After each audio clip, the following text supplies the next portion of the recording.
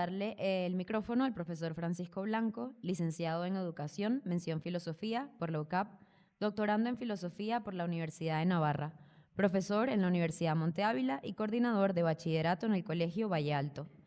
Dará la ponencia Julián Marías en sus términos y en el horizonte la esperanza. Escuchemos la ponencia.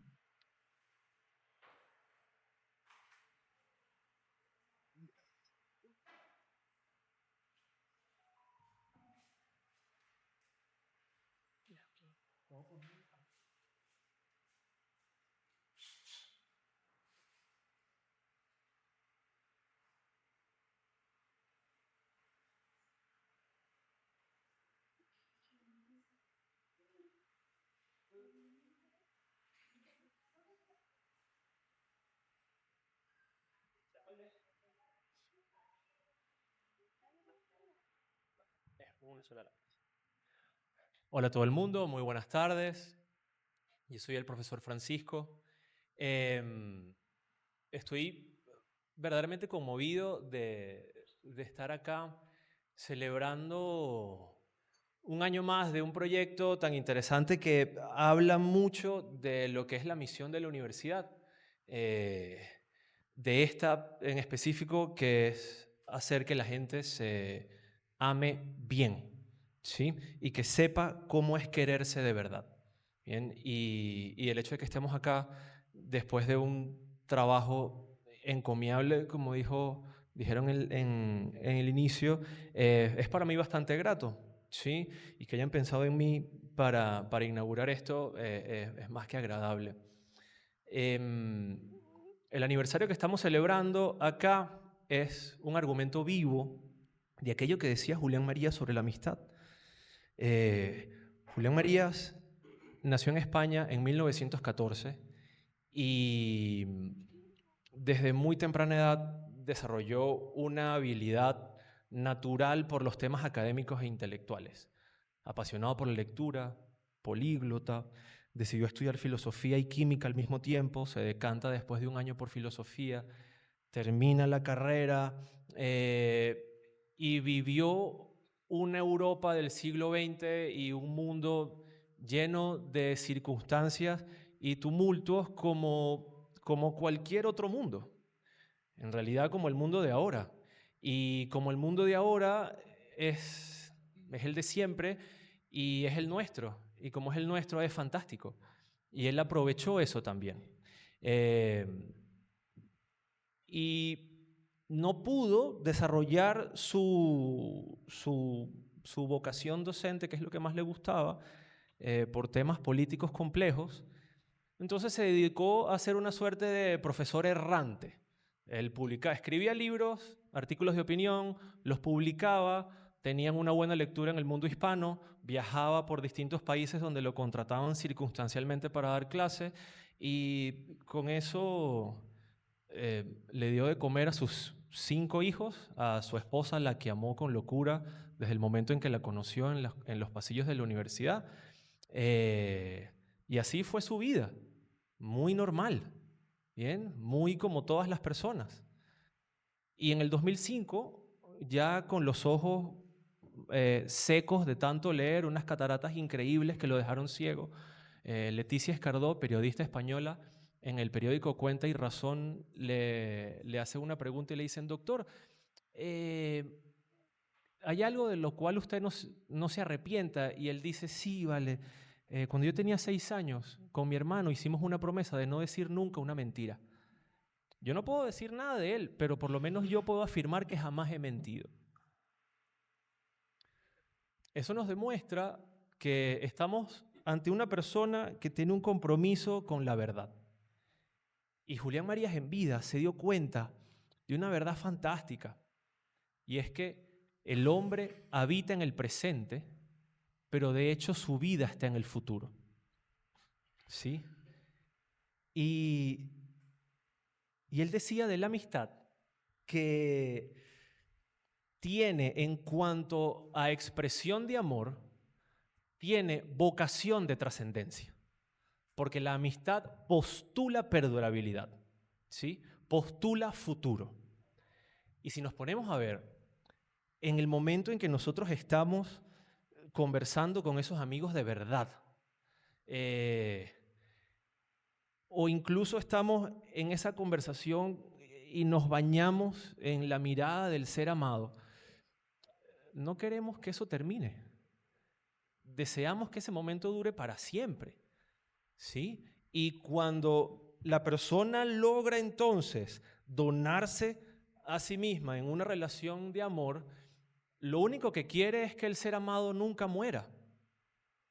Con lo cual nos damos cuenta que todas las acciones de nuestro ser se postulan a la trascendencia.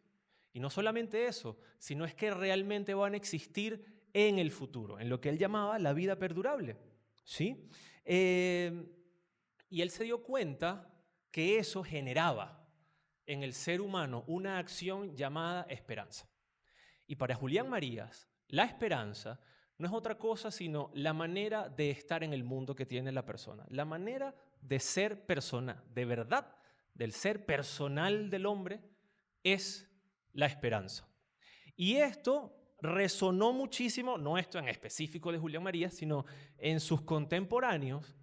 Podemos dar fe de que es un tema que sonó muchísimo en esa Europa de mediados del siglo XX.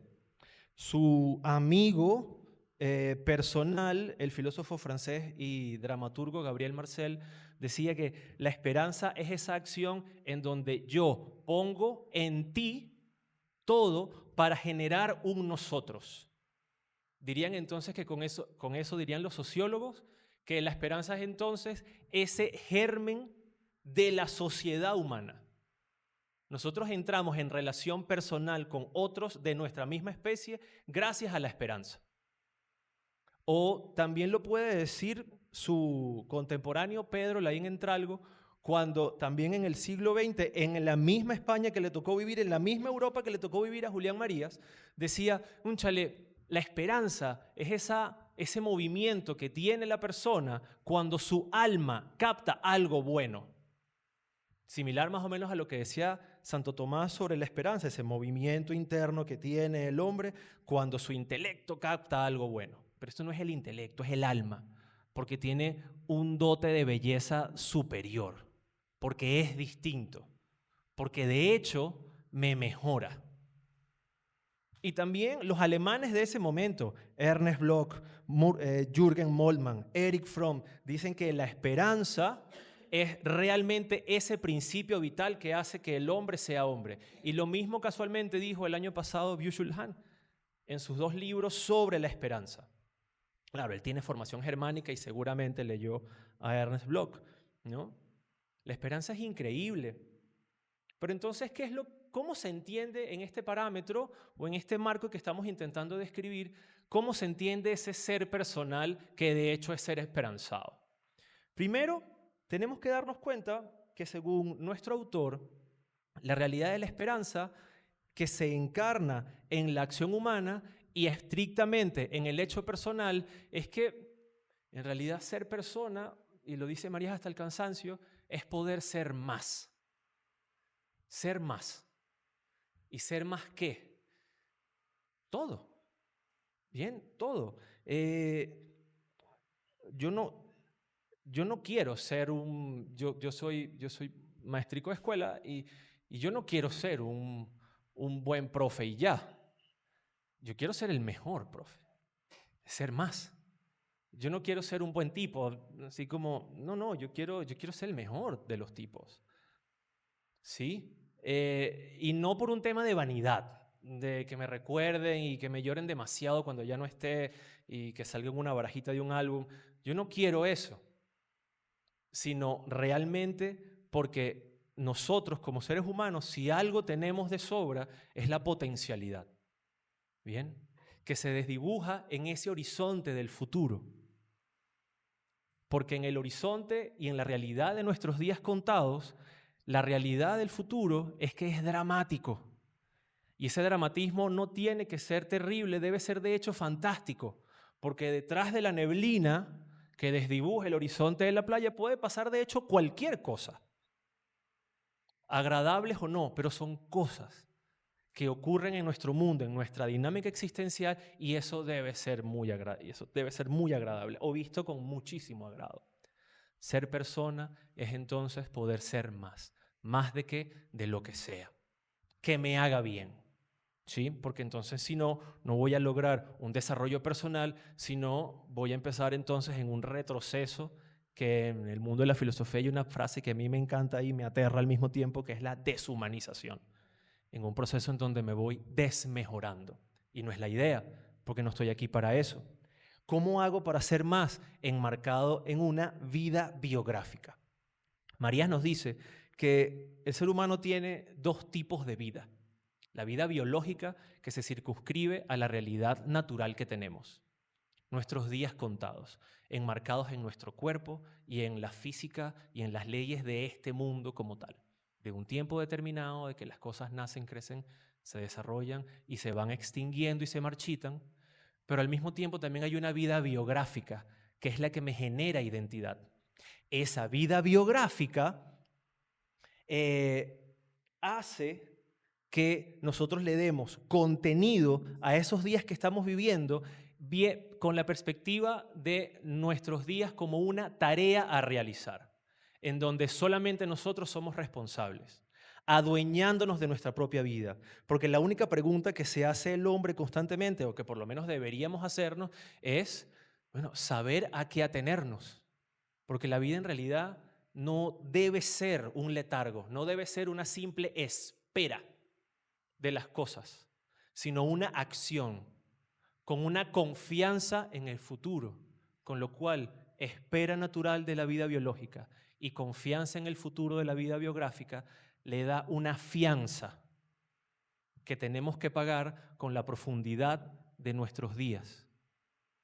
Y fianza más espera es esperanza. ¿Sí? Mira tú qué bonito.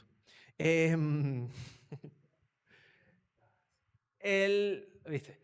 El hecho de nuestra vida biográfica hace que nuestro proyecto tenga significado en la medida en que, como decía Gabriel Marcel, pongamos también nuestros empeños en el otro. En ese otro, como decía Ignacio Ellacuría, infinitamente otro, que no se parece en nada a mí, pero que nos hermana algo que tenemos que descubrir. Y ahí es donde está la realidad de la amistad, la realidad del amor, que son necesarias para rellenar y darle muchísimo contenido a la biografía de cada uno de nosotros.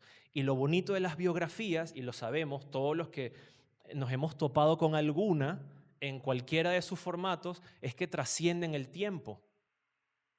Porque la vida biológica se termina con la incontrovertibilidad de la muerte, pero la vida biográfica se mantiene.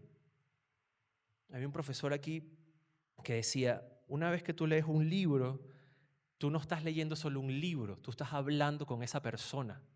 Porque esa persona cuando escribió ese libro estaba probablemente hablando lo que estaba escribiendo en voz alta, con lo cual temporalmente está contigo ahí, vivo. Y vivo de verdad, no vivo como una imagen o como una idea, no, vivo de verdad, capaz de diálogo. Capaz de diálogo.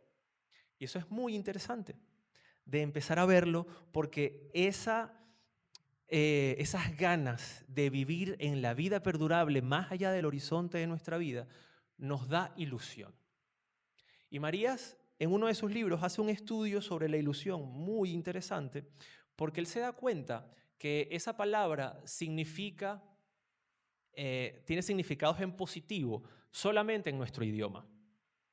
Porque en el idioma anglosajón, en el alemán, francés, italiano, ilusión es alusivo a lo ilusorio, ¿sí? Como a una fantasía. ¿Ok? Y en este momento, todos aquellos cuyo número de cédula está por debajo del 15 van a recordar aquel fantástico disco de Guns N' Roses, Use Your Illusion, y se van a acordar de mí, que habla estrictamente de fantasías que no se pueden realizar. Pero la ilusión, entendida como un deseo con argumento, es lo que hace de hecho que la vida humana sea soportable y que sea de hecho vivible. Vivimos gracias a que tenemos ilusión. Hoy estamos aquí, en este momento, escuchándome, me encanta, pero algo atrás de nuestro intelecto está pensando en lo que voy a hacer mañana, en lo que voy a comer después. Y si estoy pensando en eso, yo no quiero que eso que vaya a comer me sepa mal. Yo quiero que sea la mejor cena del mundo. Si tengo una fiesta, yo quiero que sea la mejor fiesta del mundo. Si tengo el lunes que empezar a abrir un negocio, yo quiero que sea el negocio más lucrativo del mundo. Y no por una cuestión de falsedad o de hecho ilusorio, de romanticismo sin base y sin sentido. Es porque realmente Aristóteles tenía razón. Todo hombre apunta al bien y quiere algo bueno para sí. Y en la medida en que nuestra persecución del bien sea más amplia y objetiva, esa es la medida en que le vamos a cerrar las puertas cada vez más al mal. Por eso es que vivir con ilusión hace que nuestro proyecto de vida de hecho tenga sentido. Y tenga sentido porque lo que más nos ilusiona, así no nos demos cuenta, así no lo hagamos a propósito, es querer ser feliz.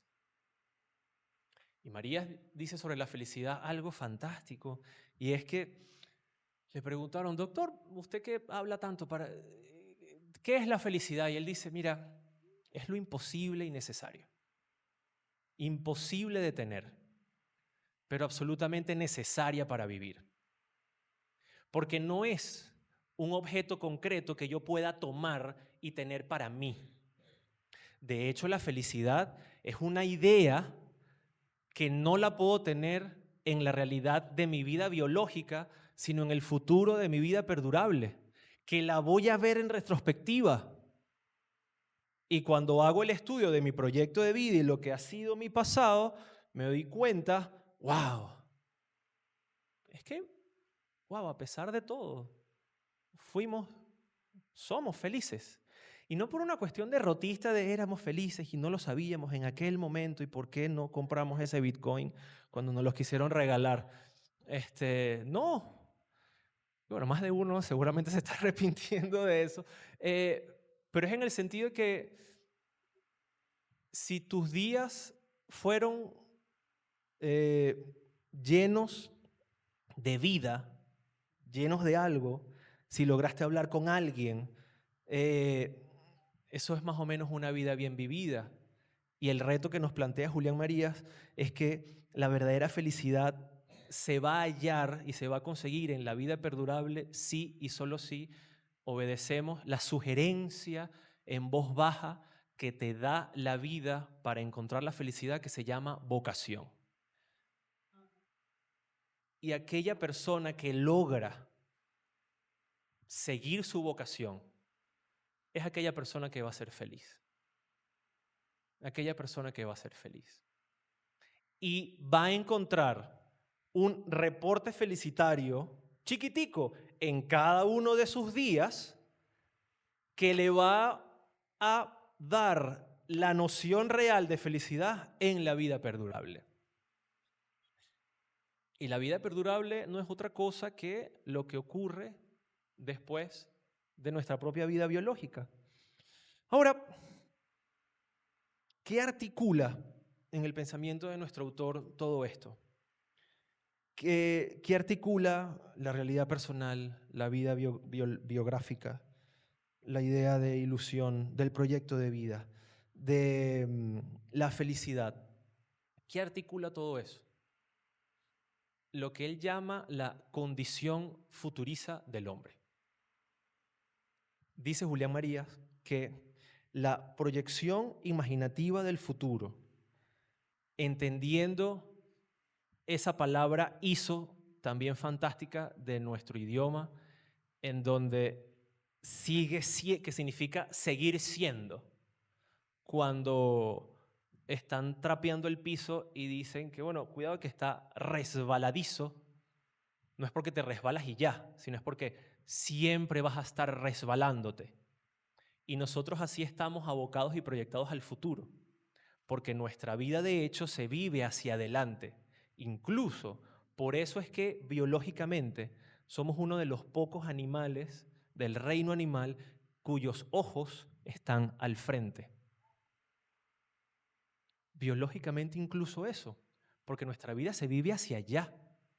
porque siempre estamos cumpliendo nuevos años y ahorita viene uno nuevo. Y con cada año nuevo viene una lucha nueva y viene una oportunidad nueva y viene unas ganas nuevas de cambiar el mundo y viene un chance nuevo de hacer de hecho las cosas bien. Gracias a Dios entonces que vienen todos los lunes, que siempre hay un lunes para comenzar la dieta, siempre hay un lunes para hacerlo bien en el trabajo, siempre hay un lunes para querer dejar de fumar, siempre hay un lunes para poder hacer cosas. ¿Sí? Precisamente porque la condición futuriza, que es una palabra que él adjudicó y gracias a que era miembro de la Academia, de la Real Academia Española, está en el diccionario, ¿sí? Pueden buscarla ya, futurizo, ¿bien? Con registro de don Julián Marías. Eso nos permite, pues entonces, proyectarnos. ¿Y proyectarnos a qué? ¿Proyectarnos a qué? Proyectarnos al mañana. Porque en el tránsito de nuestra realidad, como no estamos del todo aquí, estamos habitándolo. Porque al final del día, la esperanza no está aquí. Está en el futuro, está en el porvenir.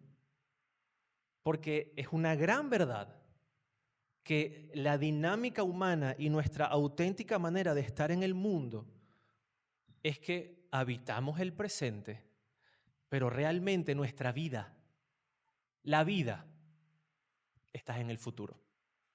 Muchísimas gracias.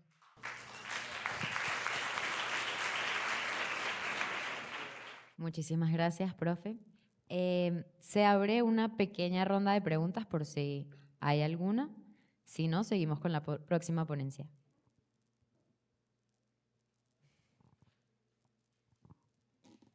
Profe, sabes que un problema que hay muchas veces hoy es el tema, ok, de repente yo descubro la vocación, lo que me gusta, lo que amo, pero es que eso no da plata. ¿Cómo abordamos eso? Sí. Pero yo no soy el indicado para responderte eso, principalmente porque estudié educación y trabajo de eso, nada más. ¿Ok? No, yo no manejo redes en las tardes ni nada, ¿no? Pero mi, voy a, yo tiendo a ser muy cuentero y les pido disculpas, ¿no? De antemano, porque siempre me valgo como de cuentos y anécdotas, ¿no? Y a lo mejor no a todo el mundo le llega, pero mi papá, él trabaja en una transnacional y llegó a ser un alto gerente de esa transnacional acá en Venezuela. A mí nunca me faltó nada y, y chévere, y yo nunca lo escuché a él hablando con mi mamá de temas de dinero. Jamás, jamás. Pero siempre lo escuchaba muy amargado los domingos, porque el lunes hay que ir a trabajar. Muy amargado la última semana de sus vacaciones, porque tenía que ir a trabajar, le tocaba ir a trabajar. Y cuando ya se jubiló, y ahorita lo único que hace es ser San Nicolás en diciembre, en la colonia Tovar, porque vive allá. Si en estas vacaciones van a la colonia, lo verán, se acordarán de mí. Totalmente en serio. Lo veo más feliz que nunca. Y yo entendí que en lo personal yo no quería que mi vida fuese así. Yo quería disfrutar, o sea, yo quería despertarme feliz, porque iba al trabajo, porque era lo que me gustaba. Porque el dinero está ahí, ¿bien? Y cualquiera puede hacer algo para encontrarlo. Lo que ocurre es que en verdad el dinero, la cuestión solo por el dinero no te da la tranquilidad, creo yo. Y yo he tenido y no he tenido. Y al final del día pesa, es importantísimo, Claro que sí, ayuda y no es la felicidad, pero la financia, me encanta, pero yo no me imagino mi propia vida sin hacer lo que hago. Precisamente porque es lo que soy yo. Eh, escoger la vocación sobre el motor del retorno económico, de hecho, no es escoger la vocación, es otra cosa. No en vano tenemos todos ejemplos en nuestra familia, en nuestro círculo de amigos, a borbotones de gente que de repente dice, es que yo lo que siempre quise ser orfebre y por eso dejé este puesto en esta megapetrolera y tú no lo entiendes, pero son cuestiones que ocurren. ¿O por qué esta persona es tan infeliz? ¿Por qué siempre está tan amargado? Esto puede sonar muy romántico, pero es hasta ahora la única respuesta que te puedo dar, ¿no? Eh, a estas personas yo siempre les digo, y se lo digo a mis alumnos, ¿cómo quieres pasar tú el domingo? ¿Cómo te quieres despertar tú el lunes en la mañana? Yo me despierto súper feliz, pana, porque voy al colegio. Y cuando estaba aquí, porque venía para acá, porque era mi mundo, es lo que me mueve. Eso creo yo que es lo que uno de los ingredientes del estilo de vida, de la calidad de vida, creo yo.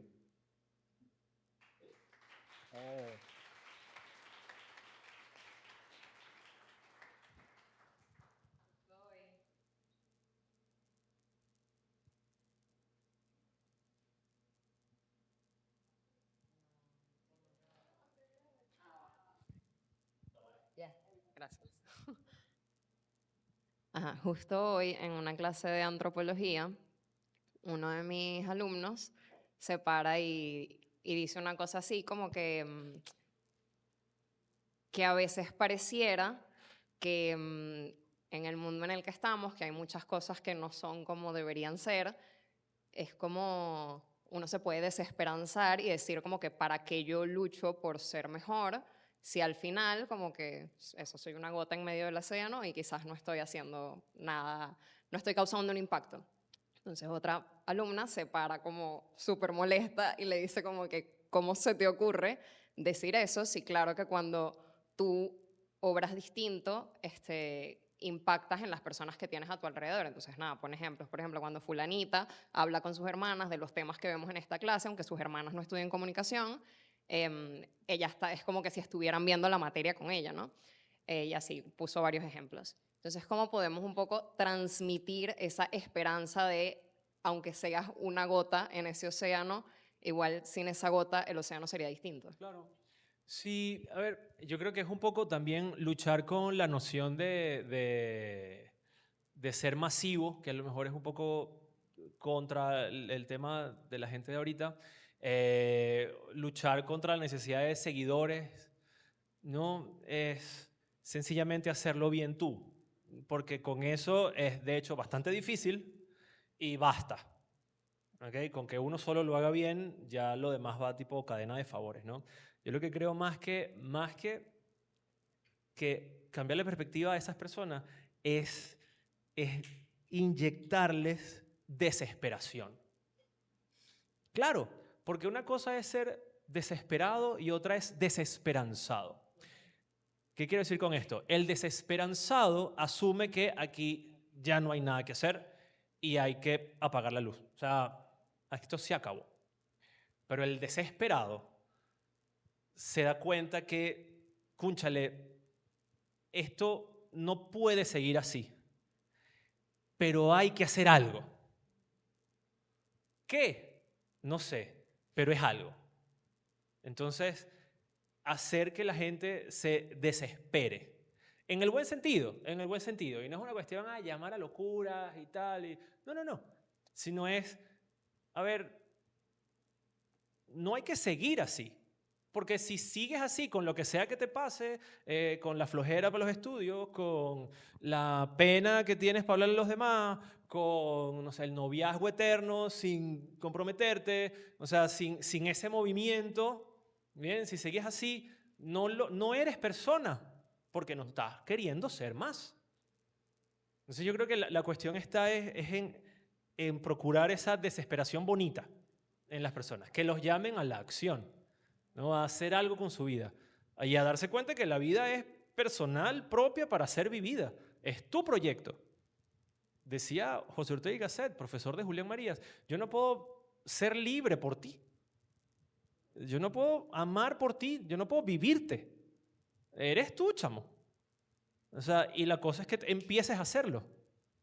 Porque la gente despierta es de hecho a la que Papá Dios le alquiló el mundo, ¿no? Entonces hay que también entender un poquito eso, creo yo.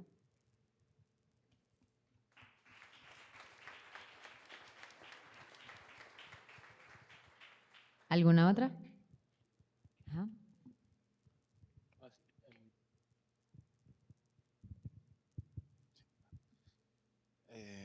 Hola, buenas tardes. Profe, quisiera formularle una pregunta en base a un cuestionamiento que me generó digamos, el reencontrarme con, una historia de ficción a la cual era más apegado de niño. Y bueno, conforme crecí, pues me fui desligando. Y es un personaje que tiene que ver con la esperanza. De hecho, según sus creadores, tiene que ver con intención por parte de sus autores, los cuales eran judíos, venían como inmigrantes de la guerra y pasaron tiempos difíciles. De ahí la creación del personaje, y de hecho, después de crearlo, pasaron tiempos aún más difíciles, ya es que perdieron los derechos por un inconveniente con la editorial. Este personaje es Superman.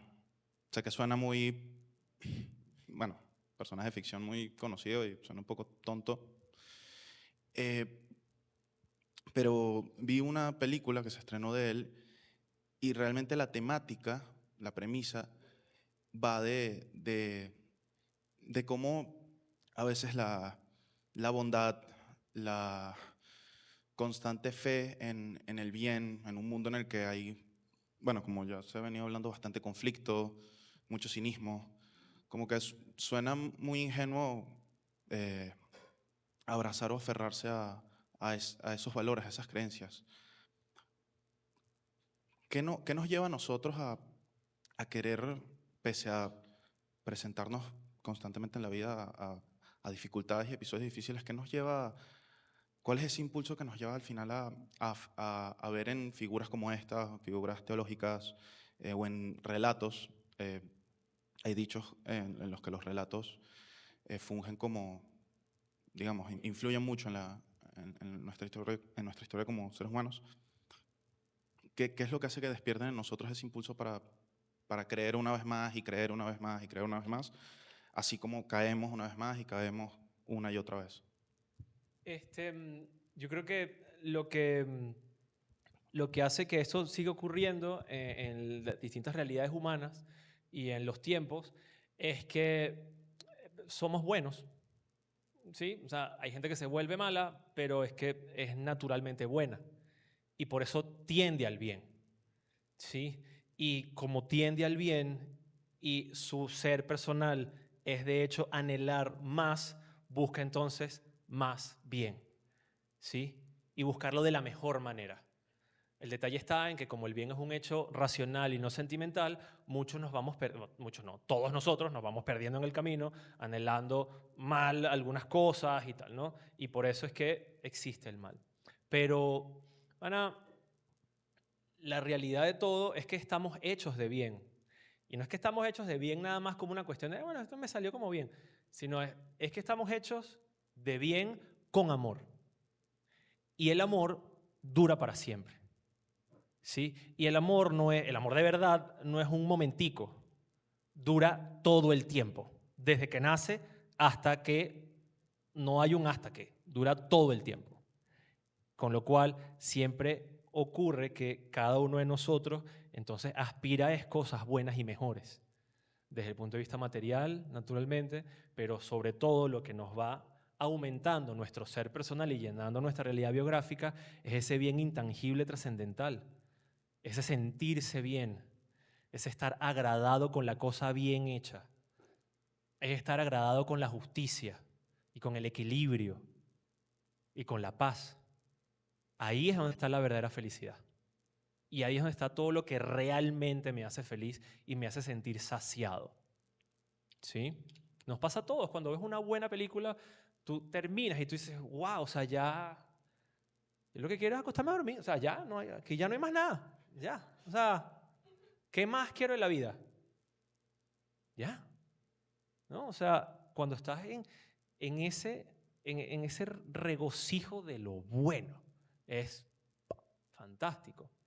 Y es precisamente porque uno está hecho de eso, porque somos eso. Y hay que creérselo. Y hay que decírselo a los demás, porque hay gente que no lo sabe. ¿Sí?